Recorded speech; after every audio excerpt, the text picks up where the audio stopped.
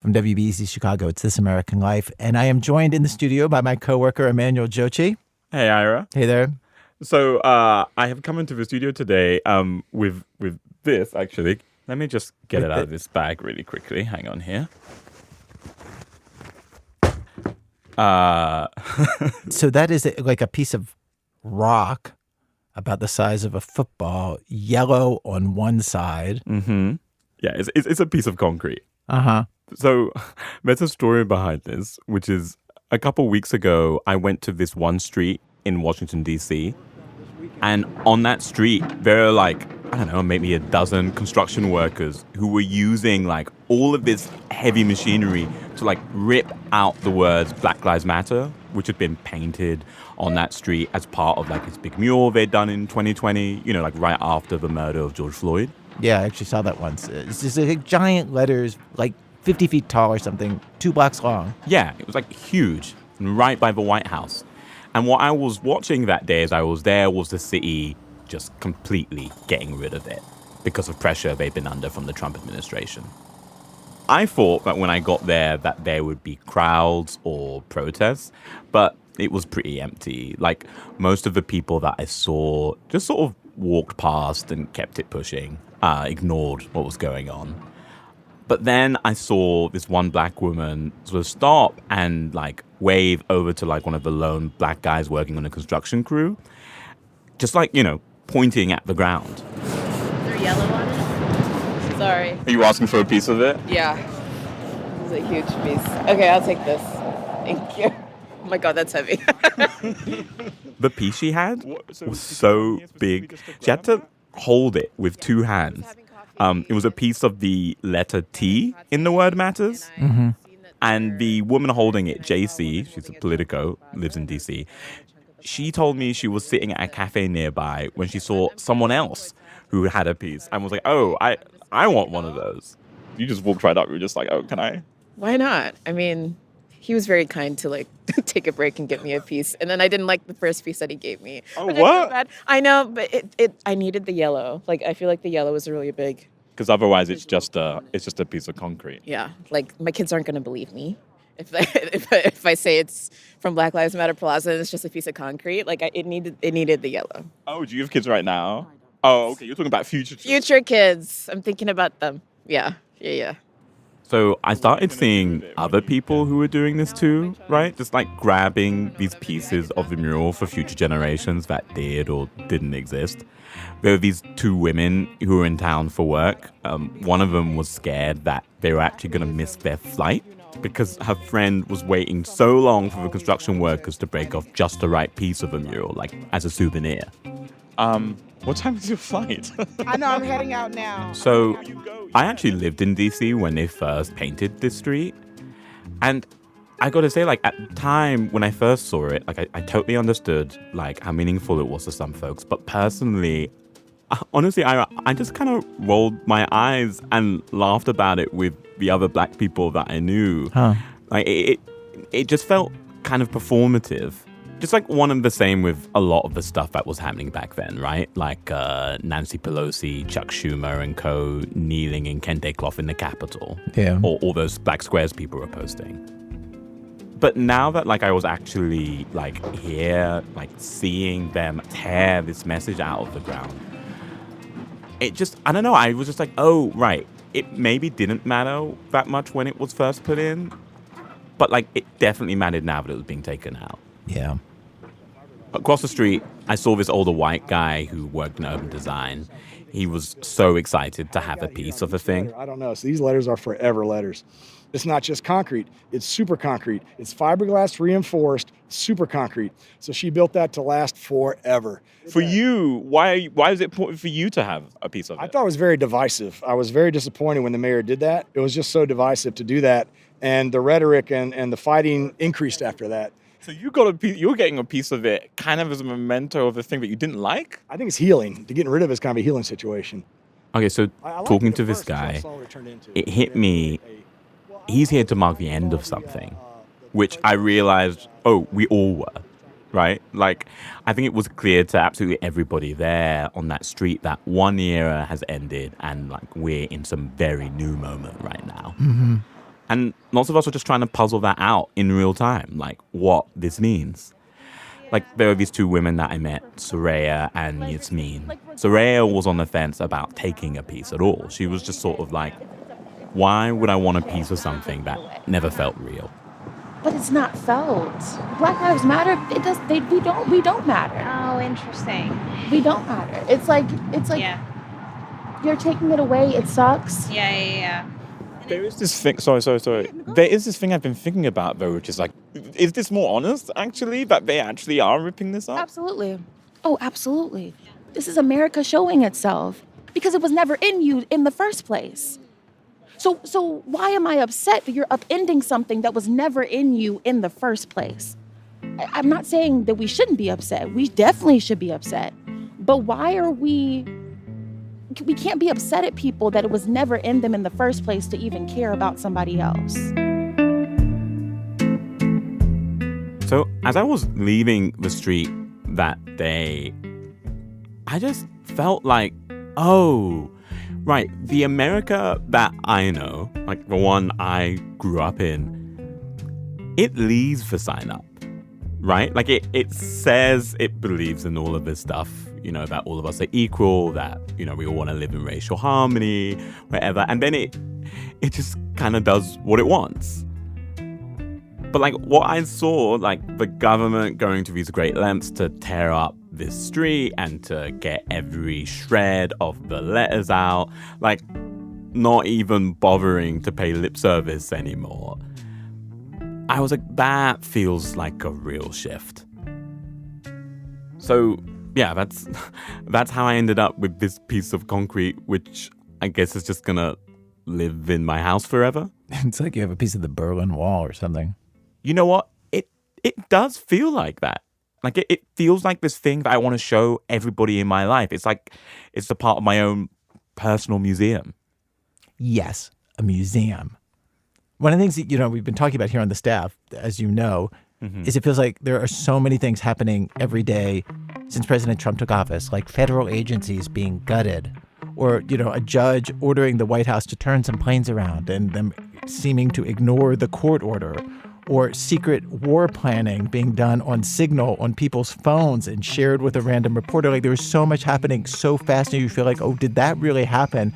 And you just, I don't know, with our staff, we've been talking about how we just want to like grab a hold of these things and just put them in a place where we can look at them together, just preserve them like a museum of now. I mean, this feels rude to say on the radio, but I'm going to say it, which is, you know that I'm not going to give you this for your museum, right? This is mine. Fine. Because today on our show, we have other historical artifacts of this exact moment we are living through. As you'll hear, the people in these stories over and over, they seem sort of dumbfounded at what they're suddenly seeing and dealing with in America today. We were too. Stay with us.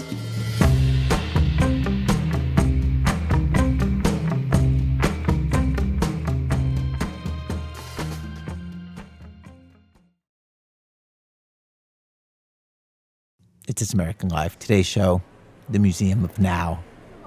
And let's take a little stroll, shall we? Through the museum. Oh, watch out for the construction right there. There's some stuff. Yeah, we're just starting to build out our collection here. All right, let's begin with this exhibit, a multimedia exhibit. This is actually the hold music that people all over the country are hearing when they try to reach the Social Security Administration. The agency sends out payments to some 70 million people every month. The agency says that it is getting way more calls than usual right now.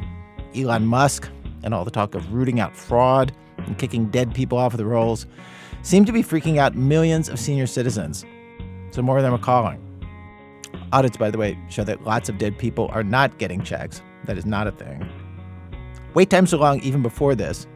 But right now, a fourth of the callers basically get a busy signal and have to try again. If you call and you do get put on hold, there is a callback option. But one of our coworkers decided to stay on the line to see how long it would take. Thank you for holding. We appreciate your patience. The estimated hold time is 60 minutes. Yeah, it was nowhere close to that. They finally picked up at 1 hour, 39 minutes. Hi, thank you for calling. The worker who did Security. finally This pick up the is Ian. phone, How I can will help say, you today? was super nice and very helpful. Of course, you're welcome. Is there anything else that I could do for you at all today? That's all. All right, ma'am. Well, then you have a great rest of your day, okay? Hello, at Social Security, your satisfaction means the world to us. Okay, next, participation walk in with the me survey down the is hallway here voluntary. to this Your next response- exhibit. Okay, stop right there. Here we have a short video. As you can see, it's playing on a loop. It was posted on X by the Secretary of Homeland Security. 8 seconds long. Security cam footage. Plays over and over. And to help you understand what you're looking at, Aviva DeKornfeld has the story of the 5 days that led to this video for the woman who was in it. What happened in those 5 days caught this woman completely off guard. Because as far as she knew, or as we know now, what happened to her hadn't happened to anybody else at that point. Just 3 weeks ago. Day 1, Thursday, 8 a.m. Ranjani Srinivasan is not a morning person. She likes to start the day slowly, scroll on her phone in bed. She gets lots of panicked emails from her students. She's a teaching assistant. She's also a graduate student at Columbia University. So, day 1, she was in bed when she saw an email. Subject line, visa revocation notification. But the wording in the email was weird. It said she may be ineligible for her student visa, but also that it had been revoked. It seems spammy. Just because, Colombia sometimes does phishing trainings. So I actually thought that this might be one of those. Mm-hmm. It just seemed so strange. I took a screenshot and actually put it in our, my department WhatsApp group with all the other PhDs asking, did you guys get this? What did people respond? They were like, oh my God, what the hell is this? And then they told me that they hadn't got this email. Ranjani thought, okay, this seems to be real. But she's lived here a long time, 9 years, and she's had a lot of visas. Things happen sometimes. So she emails the International Students and Scholars Office. They've helped her out with visa stuff before. And also the Dean of Student Affairs. Asks for help straightening this out. Then she grabs her stuff and heads to the office she shares with the other PhDs, where she spends most of her time, to get some grading done. She had 60 student sketchbooks she needed to get through before Monday. That evening, she hears back from the International Students Office, who CCs the Dean of Student Affairs and tells her, don't worry, this sometimes happens. Just book an online advising session through our system and just don't leave the country. Otherwise, you're in legal status. You can, go to work. You can grade your students' work, stuff like that. And that was one of the big questions in my head, right? So I was sort of going back and forth during the time, waiting for her reply, thinking whether I should, be grading or should I not be grading. Oh, so you were trying to distract yourself by grading papers, but then you're like, is this breaking the law itself? Yes, exactly. But it wasn't. So I was told in writing that I was allowed to, just go about my normal life. I don't need to worry. This is all being treated as very run-of-the-mill. And the tone from Colombia is that this happens to many students. It's not, a rare thing. They tell her the next available appointment is in 5 days. 5 days felt like too long to wait. The college was telling her that this would all get sorted out easily. But Ranjani has always been fastidious about her paperwork. She has an encrypted folder on her computer for all things visa-related. She's been in the U.S. since 2016 and knows almost all her entry and exit dates off the top of her head. She doesn't like loose ends, and she didn't like the idea of waiting 5 days. So she gets them to change the appointment to the next day. Ranjani's from Chennai, in the south of India. And in 2016, she was awarded a Fulbright to get a master's in design at Harvard. And she was very excited to go to an American university. The US scholarship is really robust. There's a great intellectual culture of inquiry. A lot of the people I had read, or like my intellectual heroes, went to many of these universities.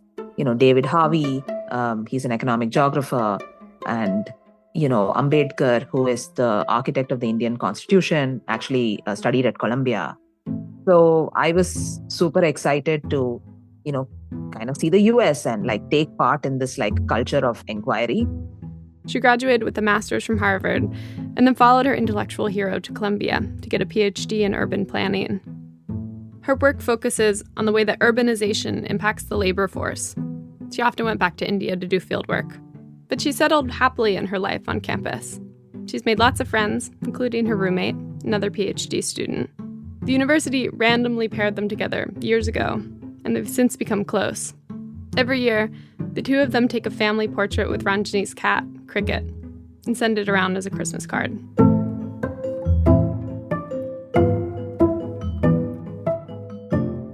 Day 2, Friday, 10:30 a.m.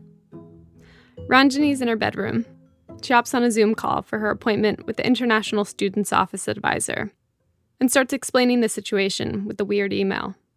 Meanwhile, Ranjani's roommate is in the other room, braiding her hair, getting ready for the day. Here's her roommate. To protect her privacy, we're not naming her.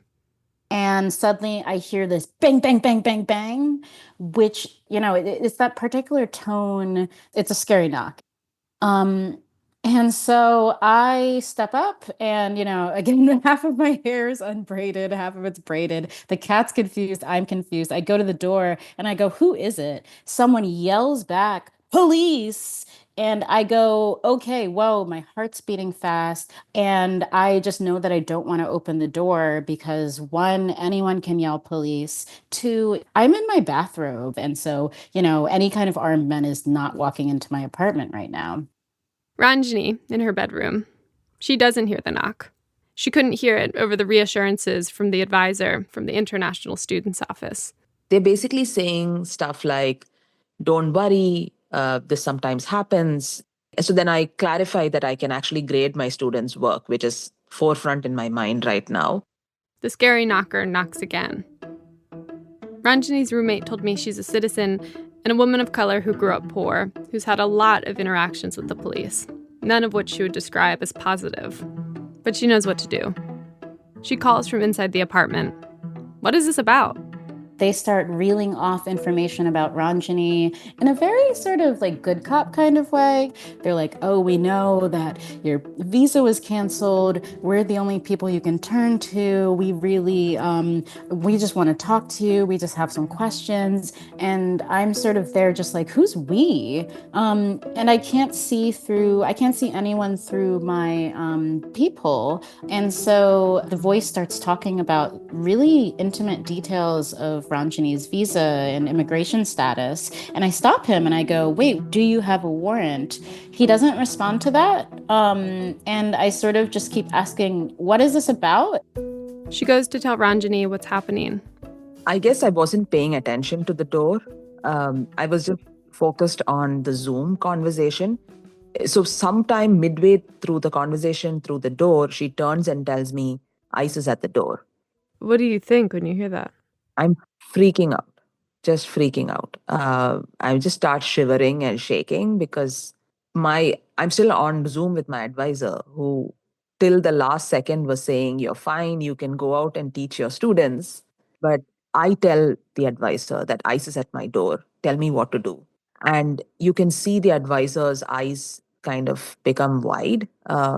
She says, "Okay, just give me a second." She mutes herself. And she's frantically talking to people like higher ups. The advisor eventually unmutes, looking relaxed again. And she tells Ranjani that she's safe. Just don't open the door for ICE. And then she gives her a list of immigration lawyers to contact.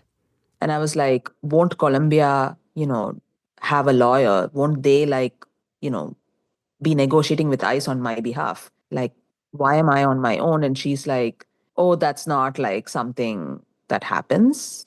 You shouldn't have any issues." And then I just told her that, I don't really trust Colombia at this point. And then she says, "Oh, but do you trust me?" What'd you say? I mean, I just told her, "I don't know you." What'd she say to that? She just was like, "Just call the lawyers and don't open the door." They don't open the door, and the ICE officers eventually leave. Ranjani has had enough experience as an immigrant in this country to know that ICE is not supposed to show up at your door a day after your visa is revoked. This is not the way things typically work. How it normally goes, you're granted a student visa, And the visa is the thing that allows you to enter the country. And once you're here, if you're a student, you can legally stay as long as you're enrolled in school, even if your visa is revoked. But if you stop attending school, then you have to leave the country. This is what Ranjani was turning over in her head with ICE at the door. She still had her status as a student. She was still enrolled at Columbia.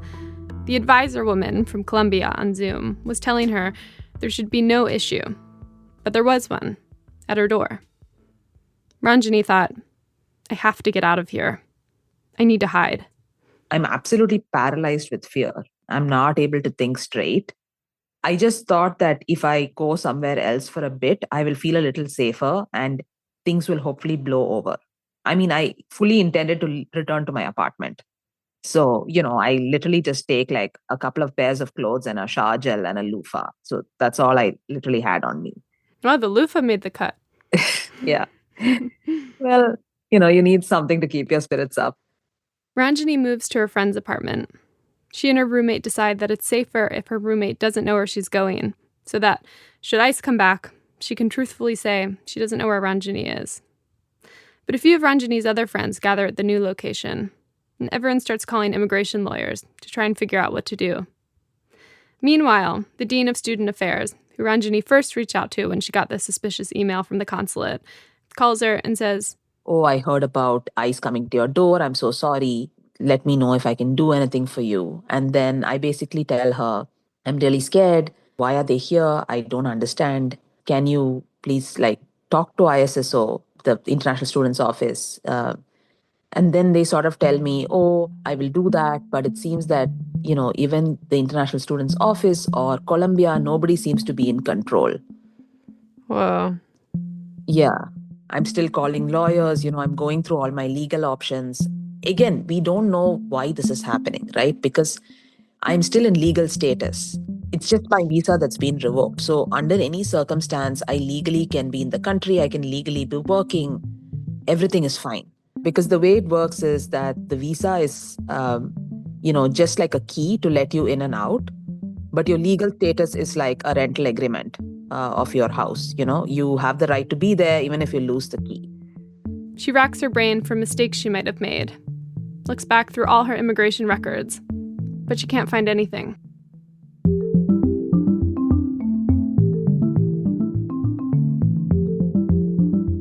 Day 3, Saturday, 6:20 p.m. Ranjani's at her friend's place when her roommate calls her. She tells Ranjani ICE came back to the apartment. They didn't have a warrant, but they talked through the door. Her roommate recorded it. Hey, Ranjani, if this is you, listen, you don't have to answer any questions, okay? But let me just speak. We were here yesterday, we're here today, we're gonna be here tonight, tomorrow. You're probably scared. If you are, I get it. The reality is your visa was revoked, okay? You are now amenable to removal proceedings. Ranjani realizes the situation is not going to go away. The email was not spam. ICE showing up at her apartment, not a fluke. She was being targeted. She'd never heard of this happening to anyone else. The rules, how things normally work, that was changing, but she didn't know it yet. And then, the same night her roommate tells her that ICE came back, ICE showed up at the apartment of another student, a Columbia graduate student named Mahmoud Khalil, who had just finished his degree in December. Mahmoud was coming home with his wife that night, unlocking his apartment door, when ICE appeared and detained him, took him away to a detention center in Louisiana. Mahmoud has a green card. His wife, Noor, is a citizen. I remember reading about it in the paper, and I was extremely scared. If my flatmate had not been there, that would have been me. Again, I have no stranger danger. I would have just opened the door and they would have detained me. I think the idea of Mahmoud's being in Louisiana and not able to speak to his lawyers scared me greatly. It was beyond my imagination. During this entire experience, I just felt that this was sort of a disembodied view of what was happening. It didn't seem real that this could happen to any of us. Yeah. Yeah. It felt fever dreamish. Yeah. No, and I couldn't sleep, I couldn't eat, I was, shaking all the time. And most of my friends will tell you I'm a very calm person. I'm really good in a crisis. But this was just an unprecedented situation. Everything that's happened has been outside the realm of possibility in my head. So, I had to prepare as if the worst might happen and act in those ways. Ranjani did not know Mahmoud Khalil. She learned he was a leader of the pro-Palestine protests after he'd been detained. And here, a new thought occurs to her. She had liked some pro-Palestine posts on social media. She'd also signed a few open letters and gone to a couple peaceful protests. And one night, coming home from a PhD picnic, she says she accidentally ran into a big protest on campus. It was chaotic. She says she got swept up by police officers, along with a bunch of other people. She received 2 summonses for blocking a sidewalk and refusing to disperse, but they were both dismissed. And now, Ranjani wondered, is that what all this is about? It seemed impossible she'd be targeted so personally for that. But what just happened to Mahmoud Khalil, that seemed impossible too.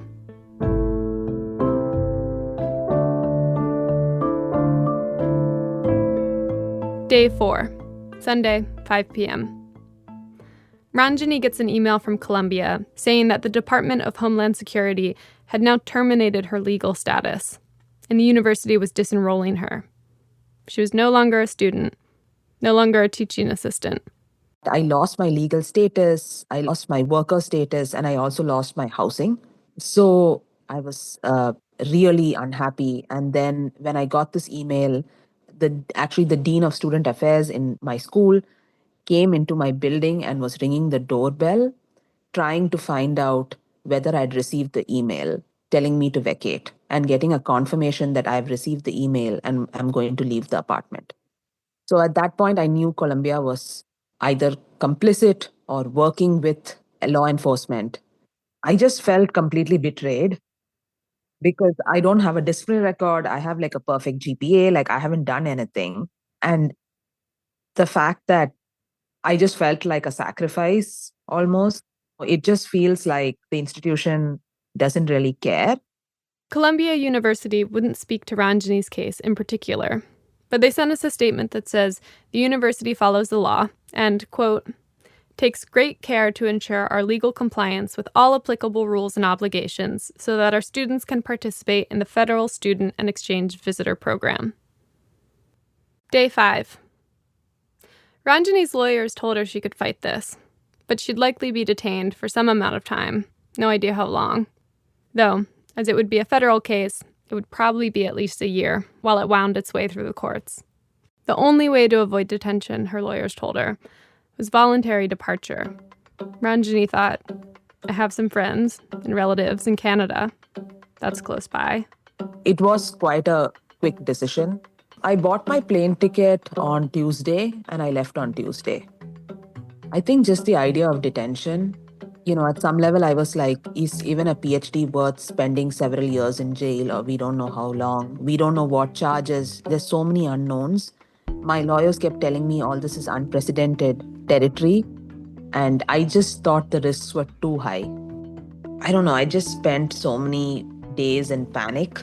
Yeah. And I'm extremely, extremely fearful of detention. I'm very claustrophobic, and I don't think I would have been able to survive in a cell for like years, or I don't even know how long this is going to take, right? So there are just too many unknowns. Also, the likelihood of winning these lawsuits is also not that high, was also what I gathered. So, yeah, I guess my freedom was more important. How American.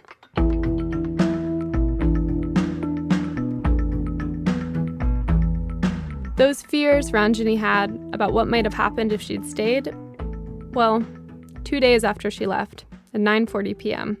I again get the knock, but the knock doesn't stop. This is Ranjani's roommate again. She grabs her phone to start recording.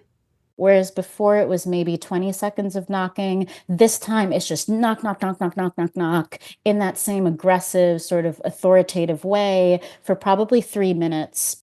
This time, it's also different because they have campus safety with them, the Columbia campus police. So someone calls through the door, hey, you gotta open the door. And I hear a key in my lock. And at that point, I hop up. I am in full sort of defend my home mode. They go, it's the police. We're coming in. We have a warrant. And they're opening the door. So all I hear is, hands up, hands up. Police, let me see your hands. Let me see your hands. Hands are up. Okay, Hands are turn up. around. Where's your location? I don't understand the question. Where do you reside in this apartment? I reside in the door on the right. Door on the right? Okay, go over there. I have a cat in the living room. Okay. Please do not touch her. Okay, do you want to bring her in your room? Yes, I would. Okay, go right ahead. And what is your name? Is your roommate here?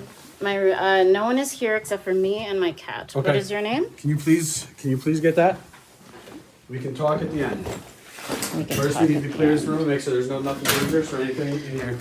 Is there any weapons in the apartment? There are no weapons in the apartment. Where's your roommate reside? I'm not the roommate. Roommate's legal address is this apartment. Okay, thank you. I'm not sure where they are. Okay. My cat's terrified on the couch. I grab her up. She's freaking out, as cats do. Come here, sweetie. Come here, sweetie. There's a guy in a shirt and a bulletproof vest clearing through the doors. He's opening bang doors, going through everything, opening the closets, opening, all of the stuff. The ICE officers are all wearing masks with their comically large bulletproof vests. The campus safety guy, in his Columbia University lanyard, is just kind of standing around. If there is any question of Columbia working with ICE, it seems like it's answered here. Eventually, they all leave. Here's the warrant. Here's the return saying we didn't take anything. And where's the judge's signature? Right there. U.S. Magistrate Judge. Okay. There you go. There you go. Thank you. Have a nice day. I will not say the same for you.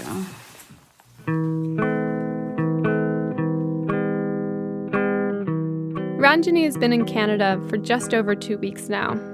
Columbia still hasn't reached out since ICE raided her apartment. She has no idea whether she'll be able to finish the degree she was a few months from completing, the degree she's worked towards for the better part of a decade. And Ranjani is only now starting to get some information about what the government says she did wrong. The Department of Homeland Security has said that she failed to disclose the 2 summonses she received last spring when she applied to renew her visa. Ranjani says that was a mistake. She didn't think to include them because they'd been dismissed. And even though she's left the country, the government has not let up. She was eating lunch the other day when she got a message from her union rep saying, "There's a video of you circulating online," tweeted out by the head of DHS, Kristi Noem. This is the video I thought was worthy of adding to our Museum of Now. 8 seconds of grainy security footage from LaGuardia Airport. In it, Ranjani is kind of jog-walking through the airport, pulling her carry-on bag behind her. Alongside the video, Kristi Noem wrote, "It is a privilege to be granted a visa to live and study in the United States of America. When you advocate for violence and terrorism, that privilege should be revoked and you should not be in this country." She celebrated Ranjani's quote-unquote self-deportation, as if running to safety was some kind of admission of guilt. Yeah, I was sort of shocked seeing it on Twitter because I actually didn't know who Kristi Noem was also, so I didn't really know what was the context of this video. Oh, you're like, why is this random lady tweeting a video of me? A little bit, yes. What was it like for you to watch the video? Oh, I was like, why am I walking so funny? I guess that was the first reaction mentally, but... You are kind of rushing in the video. Yeah, so basically what happened was I was really hungry and I stopped for a bite and I kind of lost track of time. I thought I was late for the flight. It's like the perfect 5-second snapshot to be like, look, she's running away. But actually, the reason you're walking quickly is utterly mundane. Yeah, I mean, you see such people every day in airports, right? Like, so for her to sort of tweet this, it seemed a little strange. day DHS released the video, they also put out a press release saying that Ranjani was involved in activities supporting Hamas, a terrorist organization. Ranjani says that's absurd, that she never advocated for violence in any form, and that she was engaged in peaceful protest. I reached out to DHS. They didn't respond to our questions. Ranjani has been personally targeted by one of the world's superpowers, a fact that feels so preposterous and surreal, it's impossible for her to wrap her head around, even now. So instead, she finds that her mind keeps landing on more familiar terrain. There's an image that keeps coming back to her. It's from day 1, Thursday, March 6th, the day she got that first spammy-seeming email. I remember sitting in the PhD office and grading and like chatting with, my other friends in there. I guess that's the thought that keeps, sort of looping in my head. I'm just like, will I ever be able to do this again? Because that was the last normal thing that you'd done. Yeah, exactly. The sequence of events was just so far out, the level of escalation, like it has shaken my sense of reality completely. Ranjani contains a kind of contradiction. She's someone who is deeply committed to the rules, and she tried to operate within those rules. Even after she left the country, she couldn't help but think, but I was in compliance. But also, some part of her sensed the rules had changed.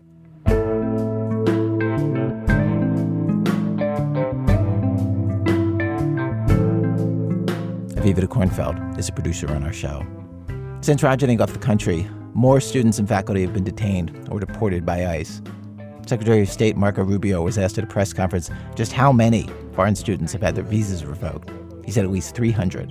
Might be more than 300 at this point. We do it every day. Every time I find one of these lunatics, I take away their visa. We're looking every day. Coming up, somebody talks to a Trump administration official and holds their feet to the fire about incorrect facts that they're basing policy on in a way I just have never heard. Not from reporters, not from other politicians, not from anybody. This official is simply not allowed to walk away from the conversation. That's in a minute from Chicago Public Radio when our program continues.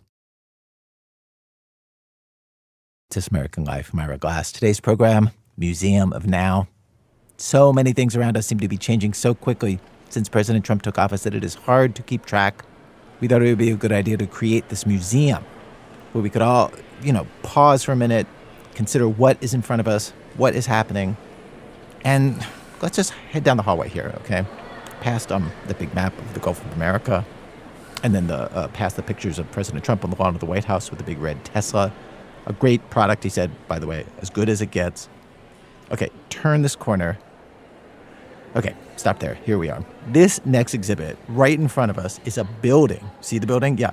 We've moved an entire federal building into the museum. The building is the Elijah Barrett Prettyman U.S. Courthouse. And it's here because it is one of the big gladiatorial arenas of this moment in our country's history. Tour the courtrooms in this building and you will find it is full of dozens of cases filed against the Trump administration. Cases about fired federal workers, cases about Doge and Elon Musk, cases about turning around planes full of Venezuelans, including that case where the judge ordered at least one plane to turn around midair, and it didn't happen. That courtroom is in this building. One of our show's editors, Laura Starecheski, volunteered to drop by and observe what we all assumed, I have to say, would be a weedy federal court hearing here, expecting to be bored with the minutia of technical legal issues, or at least some of the time. And instead, Laura found action, drama, comedy. Here is Laura's story. I picked a bench on the right, plaintiff's side, for my day in federal court. The case I was there to see was about an executive order Trump signed in the very first week of his second term, barring transgender people from serving in the military. A group of transgender people were suing to block the executive order, claiming unconstitutional discrimination. Decorated, elite, upstanding, patriotic transgender service members, many of whom were there that day in court, sitting ramrod straight in the front row. Livelihoods and honor were at stake. This was my first federal court hearing, and I don't know what I was expecting exactly, but it wasn't this. Good morning, everyone. Please be seated. Judge Ana C. Reyes. We had actors read the courtroom transcript. I wasn't allowed to record there. Before we call the case this morning, I want to address some things I saw over the weekend. So some of you may have heard about a TRO hearing I had on Friday. It got some press. There were a lot of social media posts about it, which I know because my friends kept teasing me about it all weekend by sending me a number of the posts. In that other case, a bunch of inspectors general recently fired by President Trump asked Judge Reyes for a temporary restraining order, a TRO, to get their jobs back. Judge Reyes did not grant the TRO. Reyes is a Biden appointee, but clearly anybody expecting her to show knee-jerk sympathy for fired federal officials was going to be disappointed. On X, some conservatives were praising her, but other people were mad. So I'm just going to give you a few examples.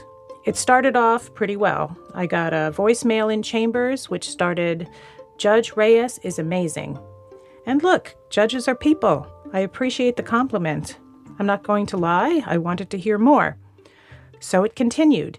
"Judge Reyes is an amazing fascist who cannot read because English was her second language." And it ends with, "She belongs in a house dress, not in a robe." Now look, I do not think denying a TRO makes me a fascist. Also, please be assured, counsel, that I can indeed read. I've been able to read for about a year now. She's funny, I thought. But I'd come here to this courtroom to talk to the plaintiffs, to focus on them. That's what I thought the story was, not this judge, or this hearing. How did this all look to the people maybe about to lose their careers and livelihoods? The plaintiffs had over 60 years of service between them, military careers going back generations, one called a passion and a family tradition, another called a deep responsibility. The executive order was, quote, a devastating rebuke, demoralizing. If the ban stood, I would lose my way of life, one of the plaintiffs said in a declaration. These were people the military had spent millions of dollars to train. Some had been in combat, won medals. Unassailable is the word that comes to mind. But the plaintiffs would sit silently through the 5+ hours of this hearing, as it turned out. Judge Reyes would be the star of the show. In this moment, with Congress sidelined or distracted or something, it's all up to the judges, it seems, to determine if the Trump administration is following the Constitution, and if not, to compel them to do so. And so I decided to watch Judge Reyes wrestle with the executive order before her. Judge Reyes is small, Latina, and just speaking for myself, intimidating. Almost immediately, once the hearing got going, her focus fell like the eye of Sauron upon the government's lawyer, Jason Lynch. Lynch was there with 2 other lawyers for the Trump administration. Across the aisle from him were 6 lawyers on the plaintiff's side. Good morning, Your Honor. Jason Lynch, Department of Justice, Civil Division, on behalf of the United States. You guys are outmanned. Indeed we are, Your Honor. All right. Well, try to hang in there. Thank you. Lynch, bearded, substantial in his suit, talking so fast the court reporter kept pleading with him to slow down. His job was to defend the executive order. Here's some of what it says. People with a, quote, false gender identity can't meet the standards for military service. The order goes on to say, quote, adoption of a gender identity inconsistent with an individual's sex conflicts with a soldier's commitment to an honorable, truthful, and disciplined lifestyle, even in one's personal life. A man's assertion that he is a woman and his requirement that others honor this falsehood is not consistent with the humility and selflessness required of a service member. End quote. The implication here is that trans people are false, dishonorable, liars. I'm trans, and this kind of accusation isn't new, but I'll admit the words cut to the bone the first time I read them. And then there was this point, from an earlier executive order that this one was based on, a blockbuster titled Defending Women from Gender Ideology, Extremism, and Restoring Biological Truth to the Federal Government. I don't know about you, but I'd see that movie. Anyway, the language in that executive order, if you haven't read it, goes like this. It is the policy of the United States to recognize 2 sexes, male and female. These sexes are not changeable and are grounded in fundamental and incontrovertible reality. This was the first thing that Judge Reyes kind of drilled down on. She took it up with Lynch. Okay, and that EO states, quote, sex shall refer to an individual's immutable biological classification as either male or female. EO is court speak for executive order. And it states that, quote, it is the policy of the United States to recognize two sexes, male and female. Do you see that? Or do you remember that? I've misplaced my defending women EO, but I will take the court's word for it. Okay, it's important, so I just want you to look at it. Okay, let me get it then. So much for being well prepared. All right, well, you guys... Lynch was standing in the well, the area in front of the judge in which, while addressing her, he must ask, even to turn his body and walk a few feet over to his desk to grab his laptop or a piece of paper with the executive order printed on it. A lawyer friend told me that the staging of all this is important. While standing in the well, the lawyers are subject to the judge's demands and requests. The judge could be like, sit down, spin around, whatever she wants, and the lawyer would need to do it. And while everyone is in the well together, the judge limits the discussion to what is important and true. So there is at least one magical three-dimensional space in America, sized about 300 square feet, where facts are privileged. I can tell you it's real, because I saw it myself. You understand, as a matter of biology, it's just incorrect that there are only two sexes, right? Do I understand that to be incorrect as a biological matter? Yes, it is incorrect as a biological matter. You understand that, right? I don't understand that to be incorrect. Well, you understand that not everyone has an XX or an XY chromosome, right? Well, honestly, no, I'm not prepared to... It's actually kind of a really important point, because this executive order is premised on an assertion that's not biologically correct. There are anywhere near about 30 different intersex examples. So someone who does not have just an XX or XY chromosome is not just male or female, they're intersex. And there are over 30 potential different intersex examples. We've got genetic differences, we have people with XXX chromosomes, we have androgen insensitivity, XY genetically, but may have female external sex characteristics and internally have testes. There's a 5-alpha reductase deficiency that causes changes in testosterone metabolism. She was deep in this material. I hadn't been able to tell up until this point if Reyes was leaning in a particular direction with this case. Now I could see the things she loves: science, rational thought, facts. Later, in this and other hearings, there would be Star Trek references, Beyoncé, side speech on Newtonian physics. For now, homework for the lawyers. I'm happy to have you guys brief this more if you want, but I'm telling you right now that there are people who are neither male nor female, and so the premise of the executive order is just incorrect. And my question to you is, and if you want to talk about this tomorrow, that's fine, but my question to you is, what do I do with the fact that the entire order is premised on an incorrect biological assessment? This was the first big thwack Judge Reyes took at the validity of the executive order. Lynch didn't have a satisfying answer. Judge Reyes said he had to write up a brief on the biology of sex for her. Around this time, I looked over at a large sketch pad on the lap of an older white man sitting next to me. He was sketching with a pencil some beautifully drawn geometric shapes. Next to those were lists of numbers. Next to the numbers, one row labeled direct shots, one labeled indirect shots. Whoa. Was he keeping score? Tracking how many points the judge landed and how many Lynch did? There were percentages. How long had he been following this case? There were layers of sophistication to observing a hearing like this that I couldn't have imagined. I asked the guy later on a break. He told me he's retired, court watching is his hobby, comes here to the federal court building 4 or 5 times a week just for fun. On the notepad, he was gaming out scenarios while he listened to the judge, for his other hobby, backgammon.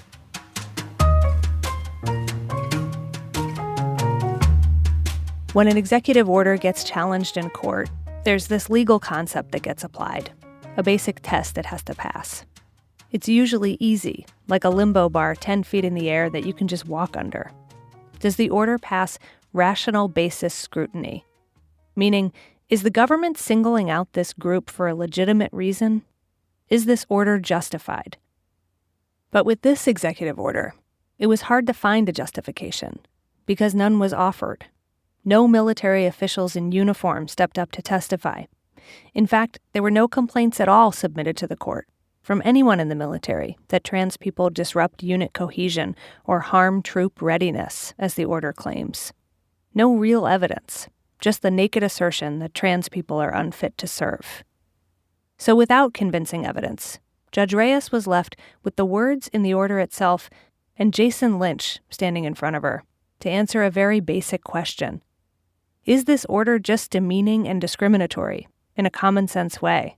I mean, if I called you a liar, would you find that demeaning? So I assume the court is asking in a constitutionally relevant sense whether I'm asking in a common sense way. So I don't have an answer in a common sense way, Your Honor? Okay, you don't know if you can tell me that categorizing an entire group of people as dishonorable, lying, undisciplined, whether at work or at home, so you can't tell me sitting here today on behalf of the government whether someone would consider that demeaning? I don't have a view to express on that question, Your Honor. Quote, a man's assertion that he is a woman and his requirement that others honor this falsehood is not consistent with the humility and selflessness required for a service member, end quote.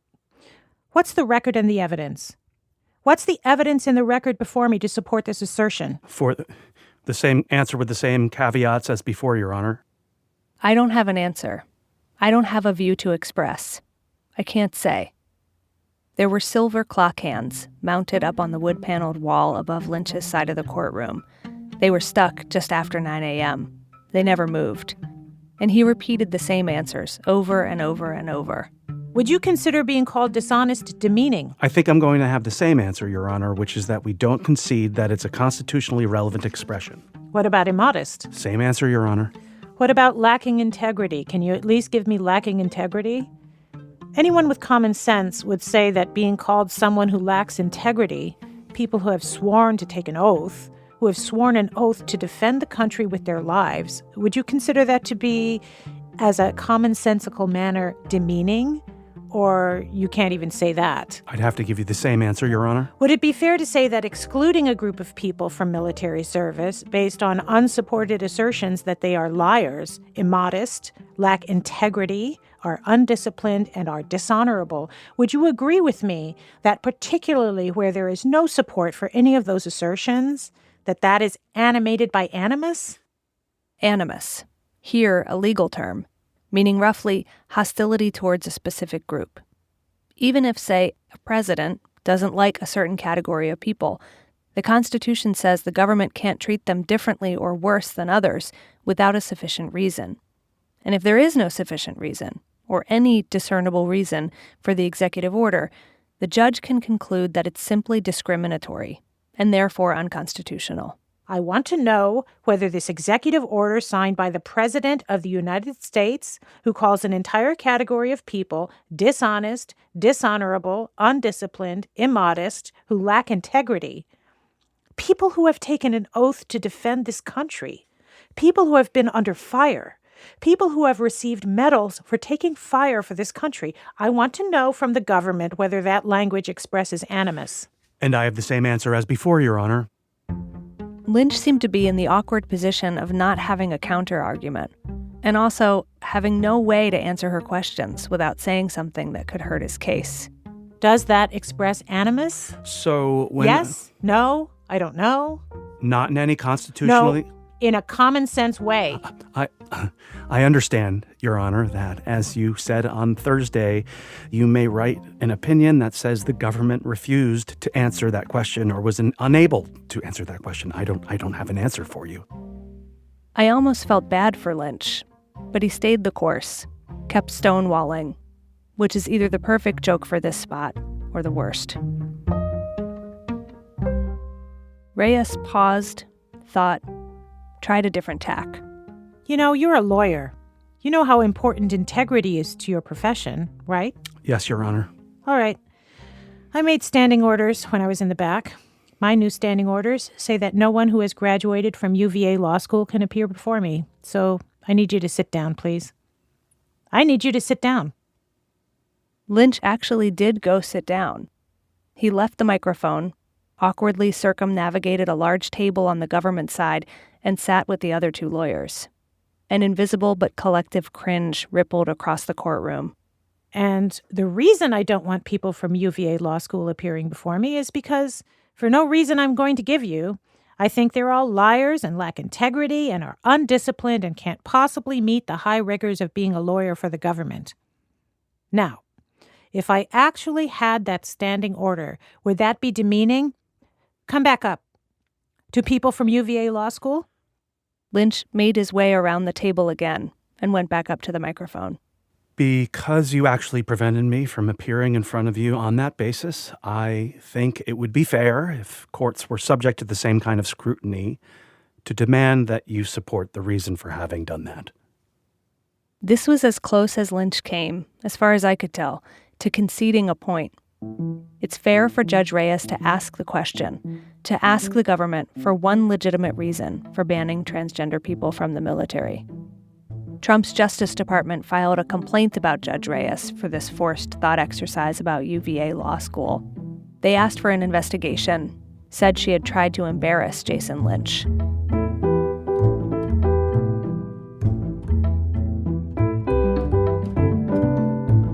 Judge Reyes was open to hearing a reason why trans people should not serve in the military. Indeed, she asked for one, practically pleaded. I couldn't count the times over the course of this hearing and the ones that followed that Judge Reyes asked the government lawyers to offer any evidence, any testimony, any studies, any data that would support their case for the executive order. She gave them time, she asked for research and written briefs, anything, or anyone. If you want to get me an officer of the United States military who's willing to get on the stand and say that because of pronoun usage, the U.S. military is less prepared than it needs to be, I will be the first to give you a box of cigars. You have 10 days to find me a person, find a declarant, anyone who's a commissioned officer, to get on the stand and say that. And I'm going to want them on the stand, not just in writing, all right? The government never produced any witnesses. No military person took the stand to argue for the executive order. Judge Reyes took a few weeks to rule. Meanwhile, an official policy came down from the Department of Defense. The policy instructed the military to identify trans people within 30 days and required them to either leave on their own or be forced out. So across the military, trans people started to get singled out by their commanders. First slowly, in dribs and drabs, and then faster, as more and more got scooped up and sidelined in different ways. One plaintiff told me she had been yanked from her unit as a medic in a combat zone in the Middle East and put on a plane back to the U.S. so the Army could start the process of discharging her.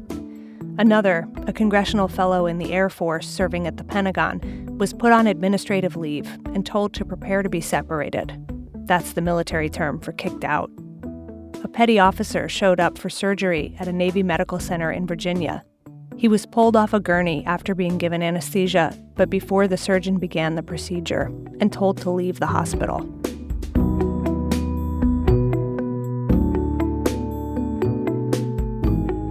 When Judge Reyes finally ruled, she wrote that she was blocking the military policy. She found that the policy and the executive order that it was based on violated equal protection rights in the Constitution. She wrote, "The military ban is soaked in animus and dripping with pretext. Its language is unabashedly demeaning. Its policy stigmatizes transgender persons as inherently unfit, and its conclusions bear no relation to fact." Her ruling said the military could not discharge transgender people just for being trans, and they have to bring anyone who's been put on leave back to active duty. This week, the Trump administration appealed the case to a higher court. As I finish this story, it's unclear whether the military will be allowed to discharge transgender service members or whether Judge Reyes's ruling will stand.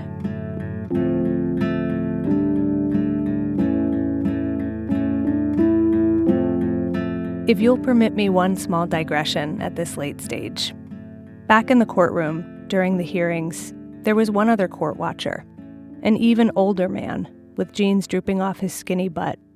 Dedicated, clearly irregular, not always coherent. At one point, apropos of nothing, he called out into the courtroom referencing Brer Rabbit. "They threw me into that briar patch," he said. Nothing worse than being thrown into a briar patch on a nice, warm, spring-like day. I think it's fair to say that Trump's executive order, with its almost absurdly strong and cruel language, threw a lot of people into the briar patch. Plaintiffs first and foremost, their families, other trans service members, lawyers, judges, me. It started a chain of events, and we might still be at the beginning. This case could take a while to wind its way through the courts. Months, maybe years, making this the kind of situation that's apparently a little too easy to get into and very, very difficult to get out of.